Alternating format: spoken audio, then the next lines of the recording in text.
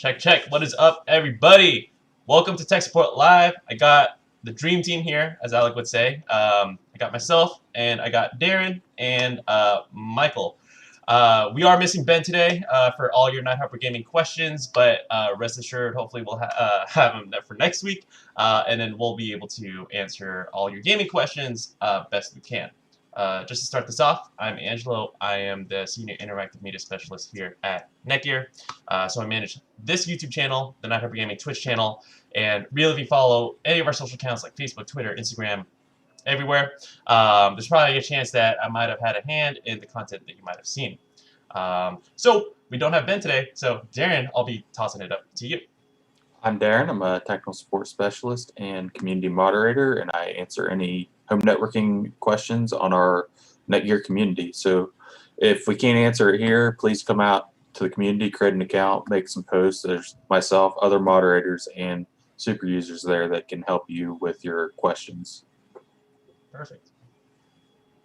And hey everyone, good to see all of you back. I'm Michael. I'm Technical Marketing Manager, and you'll usually find me doing these streams as well as when I'm not doing these, I'm playing with a lot of our beta products and monitoring a lot of the reviews that are on Amazon, some of the other channels. And I'm here to help answer any questions you got. Perfect. Awesome. Well, thank you guys. Michael, do I hear your printer going on in the background? I just kind of realized that. That's a 3D printer. It'll be done in about 5 minutes. All right, perfect. It went a little longer than I thought it would. Perfect. So for anyone who's in the chat, here's a mind you, it's not from my end. It's going to capture everything that's going on here. Awesome. Well, I wanted to shout out everyone here who is in the chat. Wanted to thank everybody, especially for our returners. We love seeing you guys' names every single week. Makes our life, well, one, a lot more fun answering these tech support kind of questions when you guys are in here hanging out. And also, I encourage you guys, like you guys remind us every single week, if you like the show, if you find it valuable, please send us a like. It would be awesome to get us over 20 likes today because, you know, we got a quota to hit. No, I'm just kidding. We don't have a quota. But we want to be able to make sure that whatever we're doing today is something that's valuable and keeps you guys returning every week. So those likes are just a nice little tip jar for us. So Kieran, Ryan, Vanessa, That Gamer, thank you so much for coming. And again, for everybody who is new, this is Tech Support Live, so please drop in any questions you guys have about either home networking, about NETGEAR, about setting up your router. If you need help with some kind of thing going on in your network or you got a dead spot, you know, we'll be able to help you out here. So just kind of start from the top. Karen, what's up? Vanessa, glad you're here to make it and you just got home. And That Gamer, don't worry, we're here every week. Oh yeah, we're here every week. So even if you miss one, it's okay. And I think Daniel is our first question. So I'll toss this up. I already kind of know what to say, but the question is, will we have a new 6 gigahertz Wi-Fi mesh router for this year? Okay, I'll just answer. We can't, unfortunately, comment on any future releases, but I will tell you, stay tuned. And, you know, to anyone out there who may not be as familiar with what the 6 gigahertz kind of band means, that's Wi-Fi 6E. So for CES 2021, we actually just launched, or just announced actually, the RAX E500 Wi-Fi 6E router. That one's under Nighthawk, and essentially the question is, are we going to be able to see a mesh version coming soon under Orbi? Just stay tuned. I can't say anything more than that. I don't know if you guys want to add to that or anything like that. All right. So, Doodle50. Oh, and also, Kev Herbert, welcome back. Does it make sense to purchase Extra 1000 and use Extra 700 as an access point to utilize the bonded ports 1 and 2 on the Extra 700 for my NAS? Great question. I gotta read that one over a little bit. What do you guys think?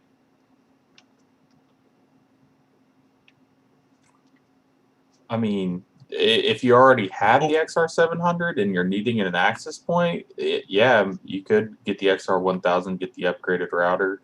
But if you're, I guess, don't have the XR, I need to know, like, does he already have it and he's wanting to upgrade and he's just wanting to use the XR700 as an access point? Yeah, that'd be perfectly fine. Yep. That's how I see it. Sorry, Michael, you are muted. Yes, I was trying to keep the printer noise down. It's all good. Yeah, it also on the NAS. Do you have a NAS that actually that has 2 Ethernet ports that have bonding as well on them? Otherwise, it wouldn't make a lot of sense because you're only going to have that gigabit connection going into the NAS. Oh yeah, he does. Okay. So the bonded ports, is that another name for link aggregation? Even for me, I'm having okay. So I just want to make sure I clear that one up. Okay. Yeah, and if he's actually wiring it in, if he doesn't need it as an access point, I would look at something closer to the GS810 Nighthawk SX10 switch, because that has the 2 10 gig ports. You can do bonding on them, and that might be a better solution if you're doing wired as opposed to doing the wireless. So here, let me just kind of pull this one up. Oh my god, I'm trying to find it. I'm trying to find our landing page for the SX. You're talking about the SX10, right? Yes. Yep. Come on, where are you at? Okay. Well, I found it, but on the Canada site. Oh, good. So, okay. Sorry, Michael. Could you delve into this one? I was just kind of struggling to find the switch. So this one would be if you want to plug in the XR 1000 into here. Yeah, if you want to connect your XR 1000 to your NAS box with bonded Ethernet connections, the SX10 allows you to actually bond its Ethernet ports. It also has 10 gig ports on it, depending on what NAS box that you have. And so that would be for the wired solution. If you're looking at doing wireless across and having an access point, then yeah, the XR 700 would be a good replacement for that. Okay. So really, Doodle 50. I mean, I think the answer is yes. That you can, link up all these products together, and then you do have a couple options. I think Michael, you mentioned using the switch, but just clarify me if I'm wrong. If he doesn't need those extra Ethernet ports, could he just connect it to the back of? I think he's trying to use the XR 700 as kind of like that hub, and use the XR 1000 as the access point, and then kind of use that to link up the NAS, right? Yep. Okay, cool. Well, if I can understand it, hopefully you guys can, right? So, Doodle 50, I got to kind of scroll down to the bottom of the chat here. Whew, we got a couple more comments. Let us know if that was helpful. Yeah, and he has the XR 700 already, so should work out for you. And the XR 1000 is going to be really good just because you will be able to take advantage of those Wi-Fi 6 speeds. Because as of now, on the XR 700, you won't. But it's a really powerful hub in terms of the hardware that's packed into that. It's really beefy stuff, honestly. Yeah, and I'll be back in a second. The printer just finished, so I can turn it off and you won't hear noise anymore. No worries. All right. Ryan, can Wi-Fi hurt you? The answer is no. The answer is no because it's a radio wave. It could harm you only as much as your FM and your AM radio can. But that's the answer that I got for you. I don't know if that needs any more context here. All right. Ricky, Blending with Henry. Jerry, thank you for coming. Always appreciate the support here. And Kieran, am I right in thinking if the XR300 has been discontinued? I don't think that is the case in the UK. I don't believe so, right? I don't believe so. I mean, Ben would know more on that, but it just might be a stock issue if you can't find it right now. Yeah. Yeah, and that's actually one thing that Amazon does, which I'm not quite sure why they do that, is if they don't actually have stock on a product, a lot of times you can't even find the landing page, and they hide it until stock comes back in. Really? For Amazon? We've been seeing a lot of traction with our Nighthawk Pro Gaming routers since people in the Call of Duty world have been promoting them and saying how good they are for helping them connect and get better ping. So, yeah, I mean, they might be in high demand right now. That's why you might not be seeing them. Yeah. So, okay, I kind of see what you're talking about here. So I'm just gonna keep flipping this. I went on Amazon. Sorry, I didn't go on the NETGEAR site, but Yeah, so this is kind of just reflective of the crazy demand that we're kind of seeing as of recent. I think you guys do have a really good point in the pages can disappear, I think, for one reason or another when stock is out. But rest assured, the XR300 is still available in the UK. I believe that the majority of the Night Harper Gaming portfolio is, I mean, that's where NetDuo is based anyway. So I'd be very surprised if kind of really anything NPG is discontinued in the UK. But just highly encourage you, just check on any e-commerce site, add it to your list. You know, the moment that it is up or available on the each on these e-commerce sites. Or I have a question to you guys: is it available on the UK NETGEAR online store? That's what I was just looking. Mm-hmm. So I see the 500. Okay. Yeah, I'm not seeing the 300. Gotcha. Okay, no worries. So pro tip: can I say this?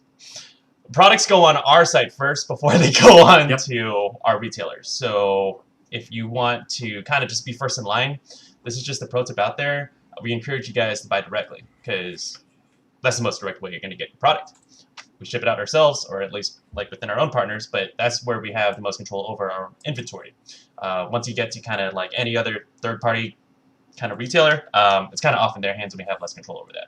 So highly encourage you guys, even if you're in the UK or really any of our regions, just go ahead and check out the NETGEAR, I guess, site for your region and check availability there because that's going to be your most reliable source of truth. Yeah, and the 500 is available in the UK store and it's on sale for 210 in the UK now and on the NETGEAR store. So that's a good deal. I suggest picking that up over the 300. Get a little bit of an upgrade there. Oh yeah, highly recommend that. The 500 is going to be solid, honestly. So, Kieran, yeah, let us know if, you know, you got any more questions kind of based on the availability or even based on the product that you want. All right. Gyro. Apologize if I pronounce your name wrong. But, okay, Wi-Fi 6 whole mesh system. Okay, so I'm assuming this is Wi-Fi 6. I know we talked about Wi-Fi 6E a little bit earlier, but answer is yes. And that is actually... we just had our kind of our all hands, and we were able to kind of see what are the most top performing products on the NETGEAR online store, which we have just been talking about. It's all going to be Orbi Wi-Fi 6. That is kind of like your cream of the crop when it does come to mesh. It's our most popular in terms of the products sold on the website, and just really in terms of kind of like the performance and kind of like everything you kind of get. It's just super popular, and I don't know, I've just been pushing out all these surveys, so I'm just kind of I'm reading up on all the comments you guys are leaving, and it's super solid in terms of kind of getting that whole home, work from home, learn from home, play from home, everything from home kind of I guess how you say lifestyle. Check this one out. This one would be the RBK 852. I would just kind of start there, and it's a two, I guess, let's say a router satellite kind of solution, so 2-in-1. And you set the router pretty much wherever your coax cable is or in your modem is, and then you set the satellite somewhere central into your home, and this is your Wi-Fi 6 whole home mesh system. Oh, he said 6E. 6E. Dang it! Should have read the second comment. Yep, answer that one again, I guess. Well, anyone who's out there looking for Wi-Fi 6 in terms of whole home mesh, you guys heard that. For 6E, stay tuned.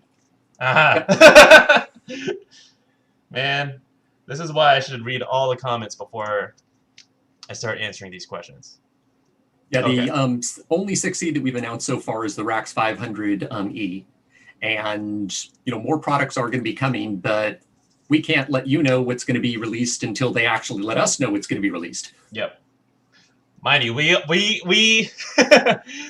we only know so much as well. So just to let you know, that is kind of like the size of the team here. We like to say we kind of like run like a startup because that is kind of like the breadth of our team, you know, despite our brand name here. So all I can say is stay tuned. We got a lot of really exciting stuff cooking up. And I think really for the latest announcements that even we know, encourage you guys to check out everything that we announced at CES 2021. That was like wow, actually just a month ago. But in reality, I mean, that's kind of like our biggest bang of the year. So encourage you guys to check that out. I think we do have, I think the latest announcements, I think on our community, on our blog, and also on the NETGEAR website. All right. Ricky B, you mounted your Nighthawk and lowered it 2 feet. Oh, yeah, cool. Yep. Wow. Was that from last week? That was from last week. Nice, yep. Nice.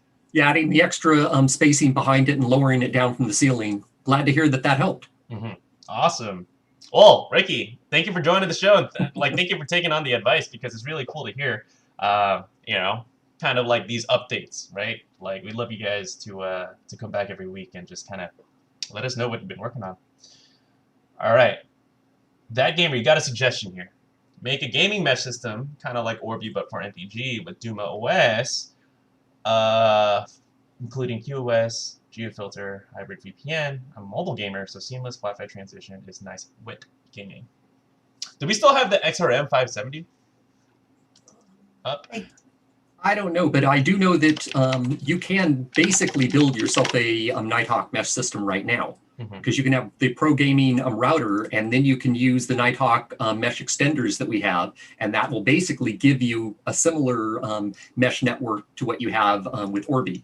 Not quite as good, because Orbi is specifically designed to be mesh for the entire system, but you can still get something very similar where you get that seamless handoff. Yep. And with that, I think we're kind of talking about kind of like the mesh extenders, like in terms of, well, actually, because Extra 500 is dual band, but they should still work pretty seamlessly, despite not having that third band, right? Man. Okay, so I checked this out. This is the XRM 570, which we have been selling for quite some time. I do think that we are kind of close in terms of, I guess, US, UK, kind of Europe, and I'm not sure about the other regions, that it may be kind of coming off the shelves. So it's a little bit harder to see or kind of find. But real at the end of the day, kind of like what Michael said, you could use virtually kind of like any mesh extender that we are selling on the NETGEAR store. And you could really use those extenders to make a mesh system. That's just exactly what this bundle is. This is just like pretty much a bundle. But we do have a variety of mesh extenders for you to choose from, ranging from dual band to tri-band, just depending on your budget, depending on the size of your house, depending on kind of like what your needs are in terms of your I don't know, like, are you streaming a lot, you're gaming a lot? I mean, there's a lot to kind of consider. But XRM 570, highly encourage you to check out the bundle that we've been we've been talking about that for at least the last couple of years. But now I think we're going to start deprecating that, and then we're going to encourage you to check out really our variety of mesh extenders. I do believe we announced a couple at CES this year as well. So go ahead and check that one out. All right. Hey, Hamad, hello. Welcome to the stream. And Robert, you got an RBR 850 and 2 satellites. I have good signal for the satellites. Would I get better performance if hardwired? Good question. Anyone want to take this one?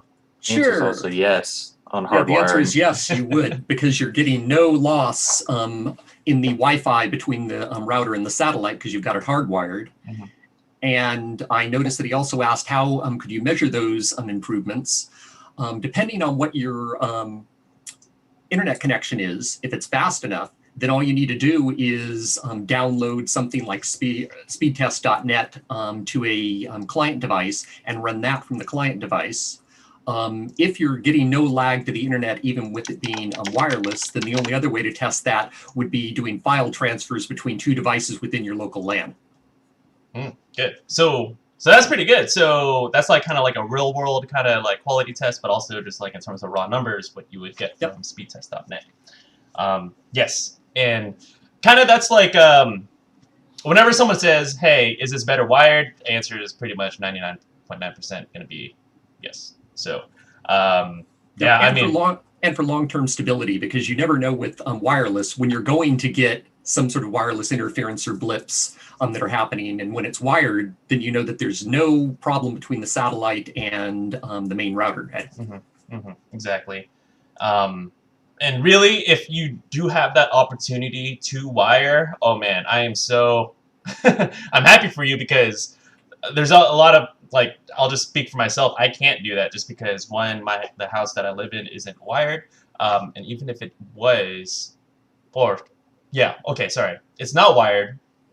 And even if I don't know, had ports just like physically just like not built in anyway, I would have to put wires all the way up through the stairs, and I assure you my housemates would not want that. So yeah, go ahead and try it out, and like Michael mentioned, you know, do a couple tests, real world tests, and then a speed test, and then you know, you should be able to see that clear difference there.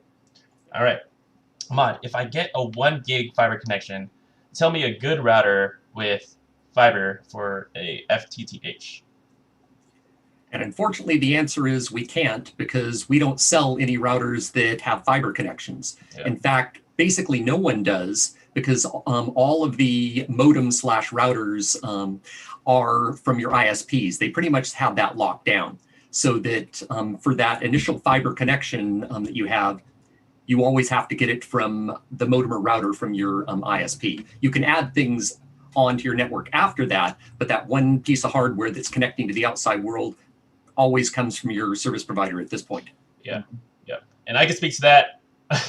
Yep. I'm being selfish this stream. I have the same situation. I have the same situation. I have AT&T fiber, and I didn't even know that until I moved into this house actually last year.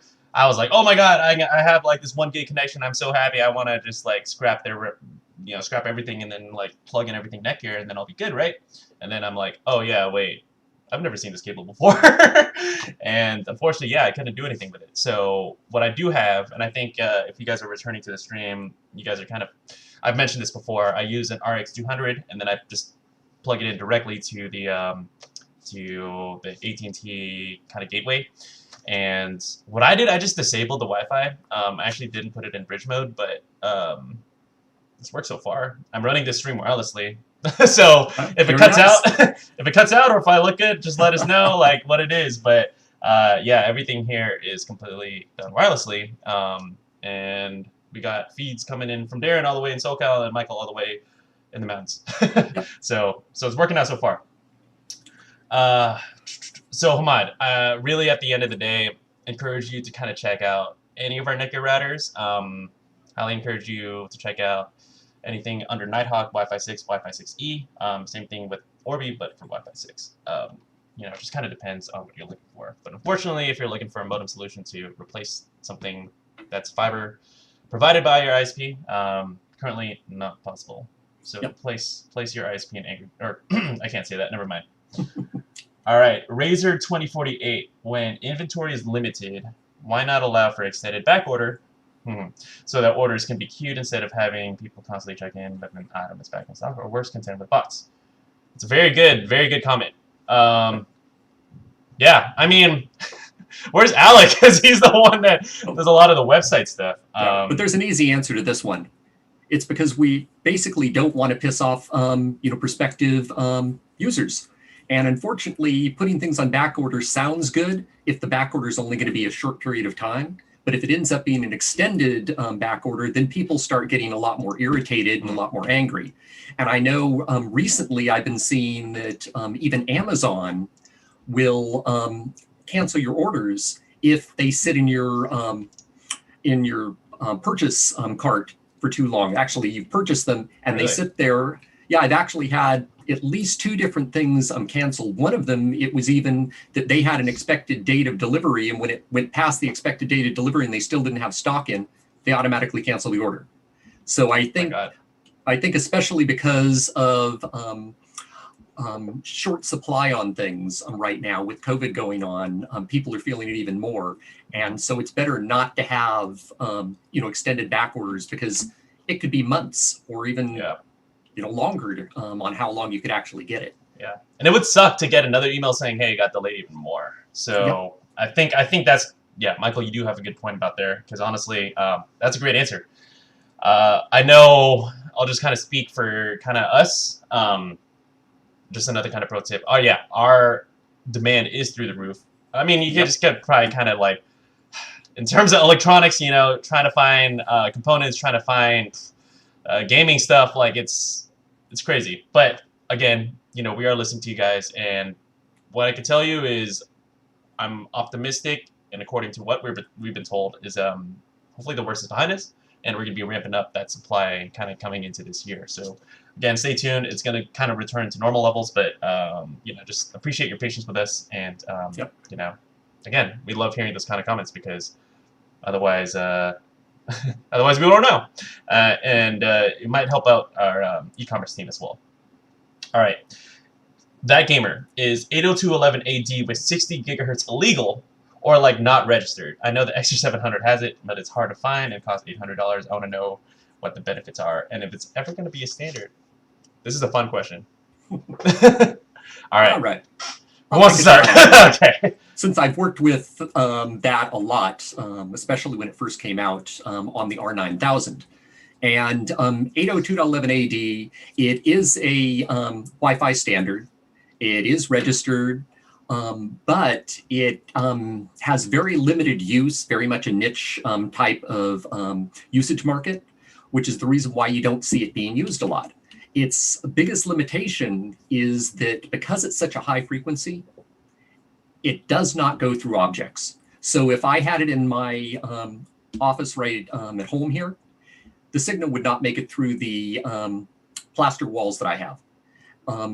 It's very fast, but because of that limitation, it doesn't work well for just standard regular Wi-Fi usage. Mm-hmm. The one area where they are actually looking at trying to use it is with VR, with wireless VR helmets, to be able to get the fastest throughput as possible from your PC to that helmet. And that's what would work, because chances are with your VR helmet on, you're going to be in the same room as where your PC is. Mm-hmm. But in general, it's just such a very slim area that you can actually use that is the reason why you don't see a lot of things that have it. Mm-hmm. Mm-hmm.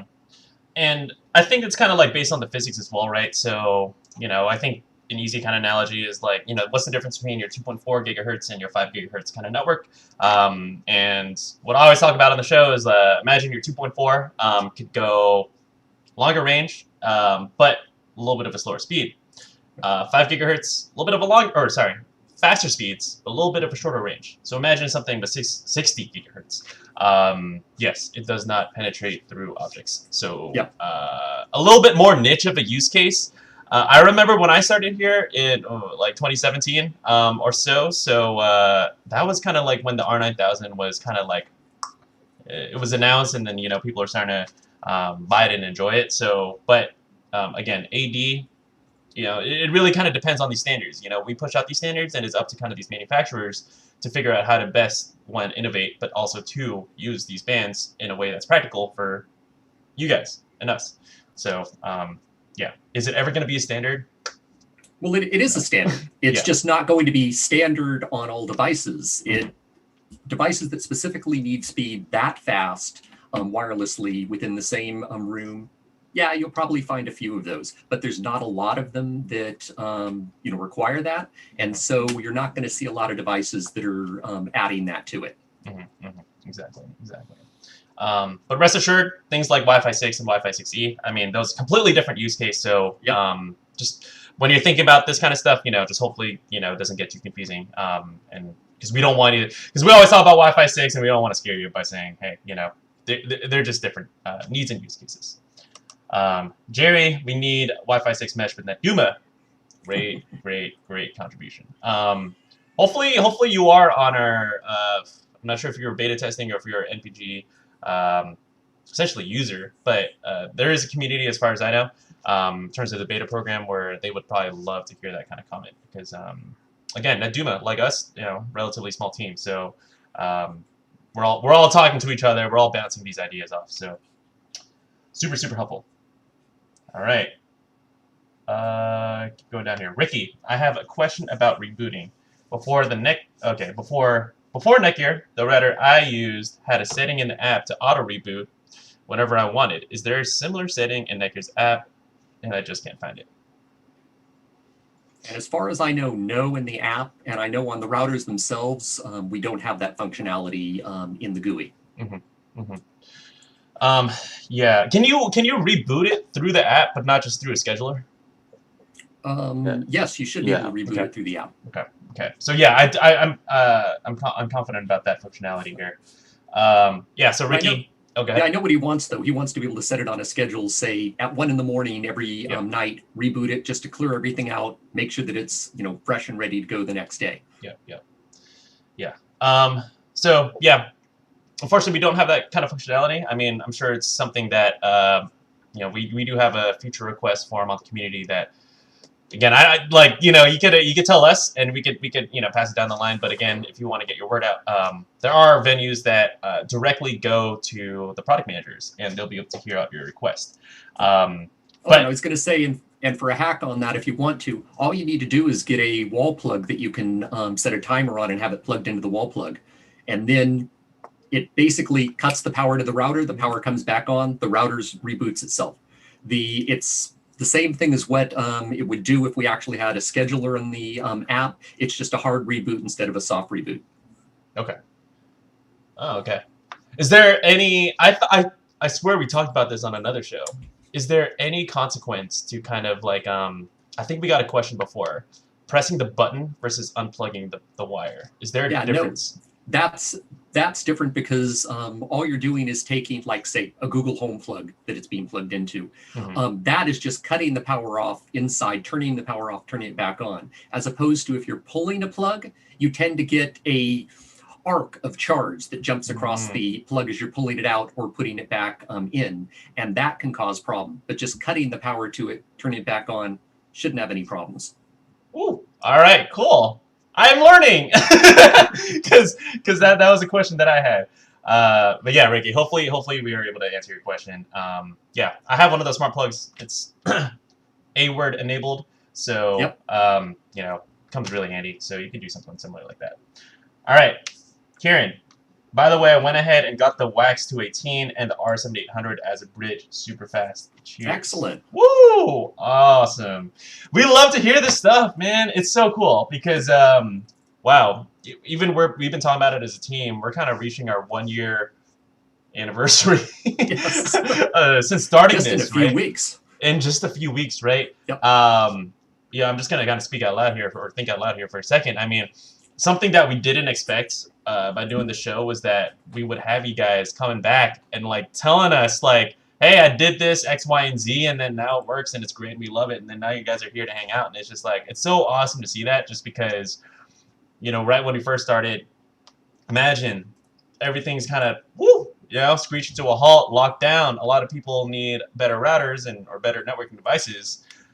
And then we got a lot of questions and comments and a bunch of things just chattering on social, and it's just like, okay, how do we take that load off from social and make it into something that's a little bit more interactive and something where we can help out a lot more people, a lot more, I guess, let's say efficiently, turn into these streams, and man, it's just cool to hear those kinds of comments. So again, we appreciate you guys, and we love seeing you guys back here and telling us all these great things, because it could. Well, that's it. All right. Warrior 1, why does my QoS on Extra 1000 doesn't work sometimes? Unless I reboot it, and also UPnP is not working on the Extra 1000. Any future fixes? Oh, Ben, where are you? Okay. Have you guys heard anything, at least in terms of community, or at least anything kind of, I think on dropouts, reboots for the Extra 1000? I have not heard anything. Mm-hmm. Darren, have you seen anything? I haven't heard anything with universal plug and play not working and QoS not working sometimes. Definitely something you might want to go post on our community, as the NetDuma guys that work on that software monitor that form. They would be able to help. They answer stuff quite frequently there about that. And if not, we can troubleshoot with you and find out what's going on. Yep. Awesome. So yes, thank you, Darren. Highly recommend you reach out to our community guys. They will be able to kind of help you kind of step by step. Even if you tweet, so Ben, he's our gaming brand manager. He's usually here on our Friday show. Unfortunately, couldn't make it today. But also, if you tweet at the NPG account, he directly manages that account. So even if you might not feel like it, you are talking to Ben. So encourage that. But also at the same time, I think just kind of baseline kind of suggestions here from my side. QoS doesn't work sometimes, but it should. That is a little bit odd. I would say, like, quick, like, enable, kind of disable.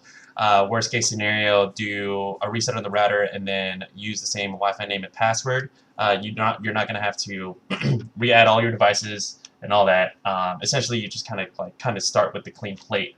That may also help with the UPnP issue, and also make sure that you do have the most updated software provided by the NetDuma community or whatever is available through Duma OS. I'm not sure if there's any other baseline kind of suggestions here. Well, also, if you're going to factory reset it, it's worthwhile to manually download the latest firmware, even if you have it, and then manually install it, and then do your factory reset. That way, you've completely overwritten the current firmware that's in there in case, something went wrong in the firmware. And doing the factory reset then cleans out all of the settings that you have. Yep. Awesome. Well, Warrior One, let us know. Let us know about those updates, even if it's next week. And Andy G1714, I did see your comment a little bit farther down the chat. And like that gamer mentioned, yes, we do go in chronological order. So if you guys want your questions answered first, be first in the chat. I think we're at this point. We have 22 minutes left. We're at 12 p.m. to 1 p.m. Pacific time show. So I'm going to start kind of ramping it up here a little bit. All right. Hamad, you did have a follow-up comment on additional equipment. I believe this is for replacing your fiber gateway. This would really be any kind of router solution. So nothing like a modem, nothing like a modem router, just straight router solution. You want to be able to plug that in to your fiber gateway, disable any kind of Wi-Fi coming out of your gateway, and then you'll be able to essentially let your router just do all the speaking and receiving. So that's kind of it. Razer 2048, are there any plans to release low-cost consumer/residential focused 5 to 8 port 10 gigabit Ethernet switches? The cost of 10 gig NICs have come down, but the switches are super expensive. 10 gig Ethernet switches that are affordable. It's going to be a while. Question. Yeah. No, it's definitely going to be a while because even though the 10 gig NICs prices have come down, if you compare those to the gigabit NICs now, you'll see that there's a big delta in cost, because the chips and hardware in there are still relatively expensive overall. And with the port switches, it's taken them a long time just to get all of the switches now onto the 1 gig platform, and they're starting to migrate some 10 gig in there. But to get a low cost one, it will be a while, because those chips still do cost a fair amount of money. Yeah. Plus, I don't think the residential need is very high for that type of networking yet for home users. Yep. Yeah. Except for me. Yeah. I am using the Pro Gaming switch that has the two 10 gig ports in it. Yep. And then I have the 10 gig in my PC, so I have a direct line from my PC up to my ReadyNAS, which also has 10 gig. So it's a 10 gig path all the way through. Yep. We talked about the SX10 a little bit earlier in the show. You can kind of just, this is a very quick visual. This is what Michael's mentioning here, the 10 gig Ethernet. I know it's not 5 to 8 ports like what you're looking for, Razer, but this is probably the most consumer grade, I would say, when it comes to 10 gig. And there, you could, what did we talk about? We could aggregate those, right? Yes. Yep. So again, really useful for anyone who has a NAS or any other of those power uses. Pro tip, I also uploaded a multi-gig switches kind of product showcase video from our SMB team for small medium business. So Razer, encourage you to check out that video. That's probably our most, I guess, updated one in terms of the latest information about our multi-gig switches. Yeah, I mean, the comment, or sorry, it's not a super popular use case yet for home lab, but we're seeing more and more of that kind of conversation going, especially because, especially when it comes to working from home, a lot more people want more control over the network. I mean, we're kind of seeing that with the home lab community, people who are looking to set up access points and VLANs and separate networks for working and playing and IoT and stuff like that. So I encourage you to check that out. I think that might be up to your speed. White Walker, speed test not working on the Orbi app. I have heard this. Have you guys heard this? Oh yeah, Christian. Christian said they're aware of it. Perfect. Yep. Christian, I think you're a little farther down the chat. Okay. Yes. I see it now. So yeah. Also, one thing, White Walker, to tell you is that when you're actually running that speed test from the Orbi app, that's actually running the speed test from the Orbi router out to the internet. So it's not actually testing the speed from your client. It's just testing the maximum throughput.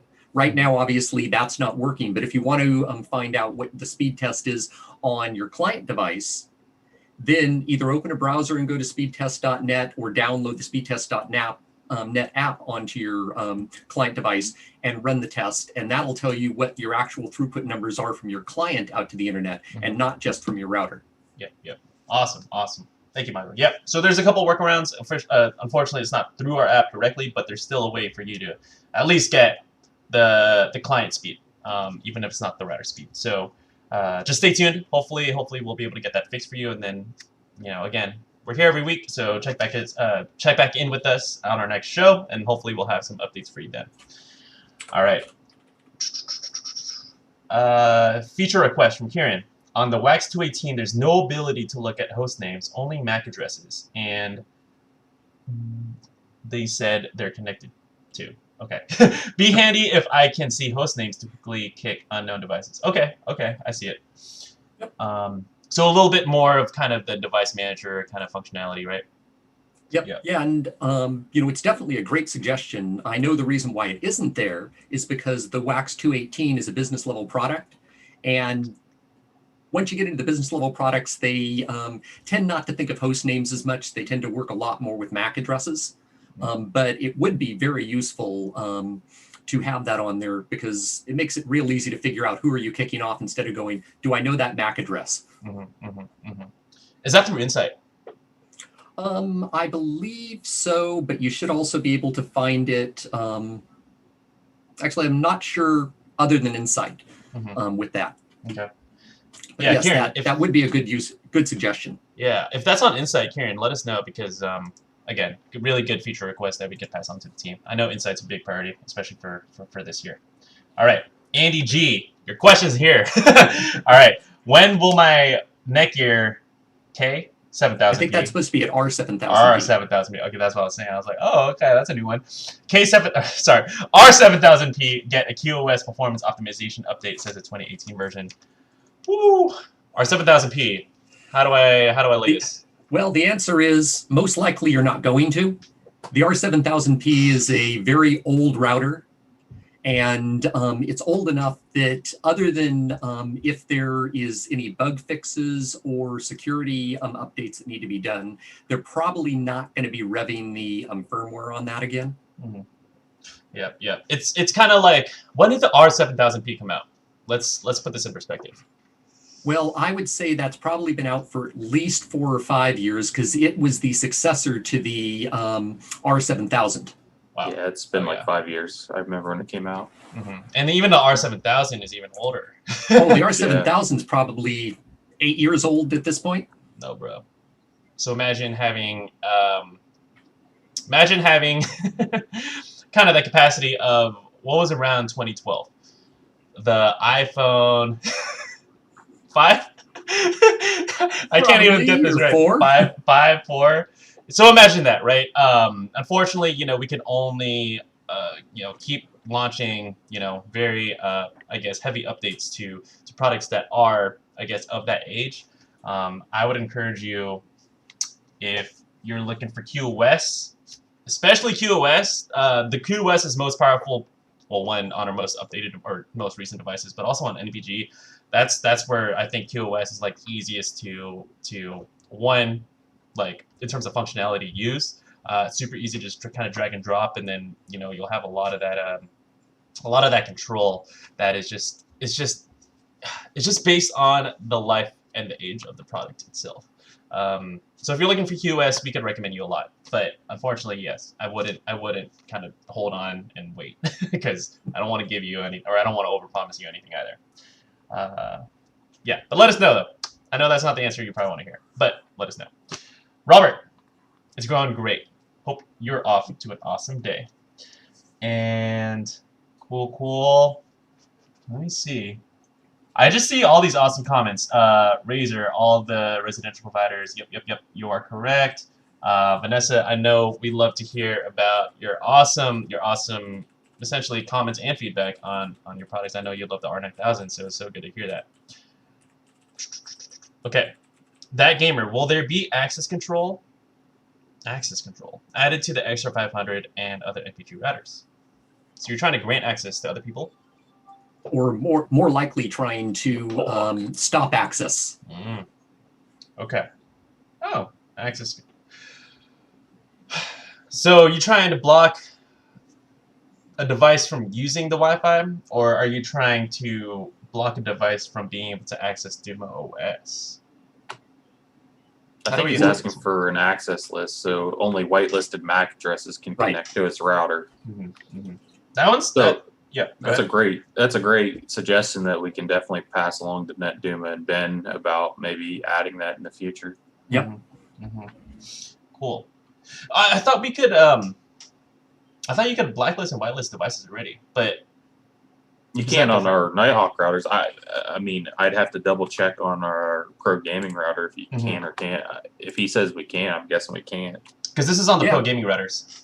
Yep, and I did find one post back a few months back where they were saying that that it used to be in a firmware a while before, and then that feature was removed. Huh. I didn't know that. I've been going to all these events, and I'm like, yeah, like we have that. Wow. Okay. In that case, definitely let the community know. I would say if you're in the beta community, I think we were talking to... Who are we talking to? Jerry? A little bit earlier? Sorry, there's so many questions now. So yeah, I mean, when it comes to where's the team working, they're scouring through that community, looking at you guys' feedback and iterating on, especially as the XR1000 and pretty much we're pushing out DumoOS 3.0 to more and more people. They want to hear that kind of feedback. So yes, if you're looking to whitelist, blacklist, I thought it was on there, but if it's not, yeah, please let them know because I would think that's very helpful. Okay, we're down to our last 10 minutes, and I'm going to go rapid fire. I hope that, again, you guys found this helpful. I saw the likes. I see over 20, and I see over 24. So awesome. Thank you guys again. If we could get over 30, hell yeah, dude. Let's try it. Okay. Equilibrium. What is NETGEAR Armor? I'll go. So NETGEAR Armor is cybersecurity for your router, and really what it does, and kind of what sets it apart from kind of everything else, is that it protects it from the router itself. So instead of putting antivirus on your computer, on your other computer, on your laptop, on your mobile device, on your everywhere, right? It essentially is able to protect it from, like, literally the network. So if you have all these IoT devices, you can't put any antivirus on your your Amazon Echo. God, it keeps setting off. So what do? You know, you want that extra layer of cybersecurity. That's kind of where Armor kind of comes in. Something where it's just, you can enable it through the app, and then it kind of just starts protecting right away, gives you reports, gives you a health score, and that's what Armor is. I don't know if I missed anything, but again, we're down to our last 10 minutes, so I'm going to keep on going. Okay. Awesome. Hamad, can you please suggest an extreme feature-loaded router? The XR1000. Yes. That's a good that's one good question, two good answer.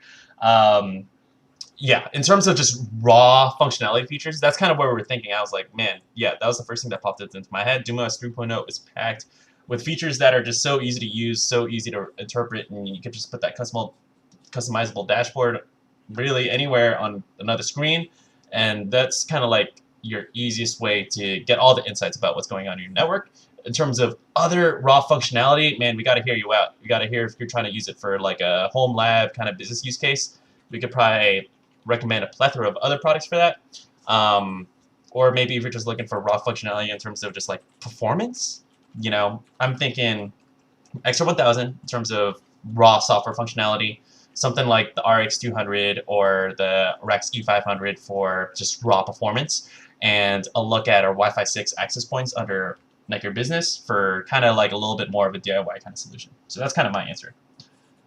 Okay. Rick Long, do you offer any NAS systems that are not rack mounted but offer 10 gig Ethernet? Looking for a system that is quiet from a home office. And the answer is yes, we do. The what do you got? Yeah, the RN6 XXX desktop Ready NAS has 10 gig ports on it, or has a 10 gig port on it. What was that number again? Ready NAS 628X. 628X. So RN 628X. Perfect. Oh, I do remember this one. Okay. Let me. Yep. Found it. All right. Yep, and check this one out. It would allow me to show you something, but it won't because I have the green screen on. I have one sitting on my shelf right now. Dang. I flipped it back to you. I thought you were going to pick it up. But I wish I could. Check this one out. RN628X00. Interesting. But yeah, 8 bays, 10 gig. Yep. Should be good. And that's the one I'm using, and it is blazingly fast with the 10 gig connection. Awesome. We do have Christine's alter ego in the chat here, so give him a shout out, and hopefully he'll be able to send over a link for you. All right. I just wanted to read this comment from Randy. Awesome. Replaced a gateway provider for my ISP with the CM1000 and the Extra 1000. Speeds and gaming scores are higher, pretty much lower. Awesome. Yep. That's exactly what we want to hear, because that's exactly what we designed it for. So perfect. Okay, Isaiah, why is your router disconnecting from Disney Plus? Interesting. My first question. Okay. Yeah, first is it only disconnecting from Disney Plus, or is it any other channels? Because it shouldn't be disconnecting from any of the channels. I mean, it's just data that's going back and forth through there. Mm-hmm. And I have Disney Plus, and I'm going through my R9000, and I've never had it disconnect. Oh, yeah. So, yeah, that's usually the first question here. Oh, and I put the Ready NAS link in the chat. So, first question, can we isolate the issue to just that streaming service? Because if so, it may be something from Disney Plus. And I'm sure they don't want to hear that. But either way, look to see if you can isolate the service. If not, that's where something kind of like, okay, maybe there's too much congestion on the network, and maybe it's like dropping out for your streaming because, I don't know, let's say you're on a VPN, or maybe like the network's getting overloaded. Either way, and I know we only got a few minutes left, if you're still here, please give us an update if it's only Disney Plus or if it's across anything. Other channels too, Isaiah. Okay. That helps us a lot. What do you guys think? Yep. Well, finding out if it's happening to other channels as well, because just a single channel, I haven't heard anything. Finding out which router he has would be useful if we have to look into it more. I do think that posting all that information to our NETGEAR team at netgear.com and putting hashtag stay connected would help, because then we can have some people look into it, find out if our engineers have tested it. But some more specific information beforehand would help a lot, because if it's just that one channel, then something really screwy is going on. Yeah. So Isaiah, what device you're using, like what streaming device you're using, and if it's wireless or wired connection. Awesome. Yep. And so yeah, that is our direct line to our community support team. So again, we could probably talk to you for an hour on trying to kind of help you out, and I'm sure we would love that on both of our sides here. But unfortunately, yeah, I got to drill this down in about 5 minutes. So please reach out to NETGEAR team at netgear.com. Hashtag stay connected. Let us know your devices. Let us know the product that you're using, the number of devices that you're on it, and kind of a little bit more information on the issue there, and we'll be able to help you out. But and let us know too, also next week. All right. Because of the show, Dan Tuma, I have upgraded my modem to the CM1200, and no questions because they work. Woo! I remember that. I remember that too. I remember we were helping you out for quite some time, so that's so great to hear. Okay, that gamer. What unmanaged switches are recommended for gaming? pretty much if he's looking for the unmanaged switches, any of our GS line of switches, the GS, 308, Yep. 508, any of those will work fine. I've got a bunch of those around my house that I use as sort of stock switches to plug things into. And they're great, hands off, you don't have to worry about it, and they pass traffic fine for gaming. If you're looking for even more high-end switches, then something like our pro gaming switch, the GSX switch. Yep. But that costs a lot more than the unmanaged switches. Yep. So, oh man, I could just speak to the 308. That one's awesome just because it's like, how do I describe it? It's like that thing that always works. Like no matter what. Like we've heard people that have had that switch for like decades, and you just dust it off and it just magically just keeps working. So I could just speak to that only one because I have it underneath my desk at the office and I keep kicking it and just for whatever reason just continues still working. If you want something with a little bit more functionality, it's going to be managed, but you also will get that 10 gig, those two 10 gig Ethernet ports, the SX10, and I flipped both of those on the stream. Lawrence, is there a 5G or B Wi-Fi 6 coming out? Stay tuned. I'm sorry I can't give you guys good answers, but I also don't want to get in trouble because people will find out. Subscribe and follow, and we'll let you know when it's soonest available. But I could just say it's a good one. If we're able to get that one into your hands. Hamad, is there a way to get a VPN on my network? Yes. Depends on which product you have, but it should be pretty easy to. Well, it depends on the product and which VPN you want to use. Most of our products have very specific VPNs that they support. It's not just an open architecture where you can drop any VPN package into the router. So check the router you have, see if it supports VPN, and then it'll tell you which ones that it supports. Usually, like OpenVPN is one of the common ones. Yep. And yeah, and I do believe we have some KB articles on there. So if you look up NETGEAR and then VPN, like you should be able to get set up with the product that you do have. Okay, 1 minute left, and I think we're pretty actually caught up here. I kind of went a little bit quickly here. That gamer is Bitdefender like NETGEAR Armor. NETGEAR Armor is powered by Bitdefender, so yes. It's great. It's great because if you have Bitdefender, you're already very familiar with it. But if you do have Bitdefender, we would replace one over the other. So Armor would replace Bitdefender. You don't need that extra layer. Alec, yes, I tricked out the GTI. It looks like this now. It's sitting in my driveway. Okay, that gamer also is. When will fiber be fully available in the U.S.? As soon as possible. That's a question we'd all love to know. And if you actually said everywhere in the U.S., 2 decades from now, because there's rural areas that they're not going to be running fiber to until it becomes so amazingly cheap. Where I live, up in the Santa Cruz Mountains, I'm not going to see fiber for ages. In major cities, you'll see fiber a lot faster. Yeah. So, you do bring up a good point, and now we know we're just hitting that 1 p.m. Pacific time mark. We are trying to kind of bridge that divide here a little bit. One, I mean, like Michael mentioned, it's going to depend on, the speed of how fast the ISPs could roll that out. But two, yeah, because there is that kind of urban-rural divide here.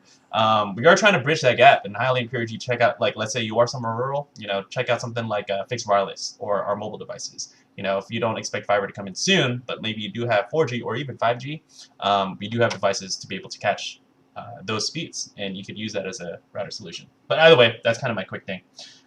Robert, welcome to the show. I know we're just about to end it, but to answer your question, check out Mural. I'm actually so close to getting one for myself because I shoot film, and I want a place for my cameras to go.